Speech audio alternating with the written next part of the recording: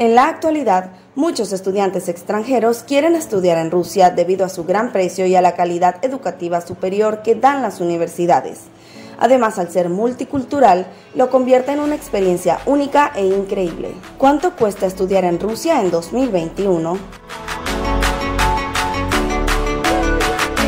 Rusia cuenta con universidades especializadas en todas las áreas de la educación e investigación, por lo cual puedes encontrar infinidad de carreras universitarias. Las instituciones te ofrecen residencia estudiantil dentro del campus, además del aprendizaje adicional del idioma ruso. Para este año 2021, estudiar en Rusia tiene un costo desde los $600 a los $4.500 por semestre. Los precios varían según la universidad, ciudad y estudio de tu elección. Para el aprendizaje del idioma nativo del país, las universidades dictan el programa conocido como preuniversitario. El mismo tiene un valor por semestre desde $690 hasta $2.000.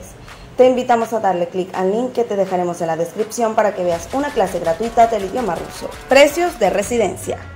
Adicional a estos excelentes costes, podrás hospedarte en tu residencia estudiantil al mejor precio. El rango está desde los $40 hasta los $150 por mes. Estos dormitorios serían compartidos con personas del mismo sexo. El alquiler es un apartamento fuera de los campus y si es más costoso varía desde los $300 a los $500. Si quieres estudiar en Rusia, puedes realizar tus metas y sueños con nuestra organización que está para ayudarte a formarte como un líder. Te apoyamos desde el inicio de tu inscripción, organizando y reservando tu cupo en la institución de tu preferencia. Además, te acompañamos en tu viaje hasta la llegada a este gran país. ¿Qué esperas? Contáctanos. Coméntanos, ¿qué es lo que más te gusta de estudiar en Rusia? Si deseas estudiar en Rusia, puedes solicitar asesoría gratuita en www.estudiaenrusia.com y gustosamente te atenderemos.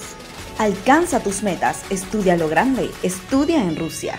Si te gustó este video, comenta, dale like y compártelo con tus amigos. Ah, y por supuesto, suscríbete.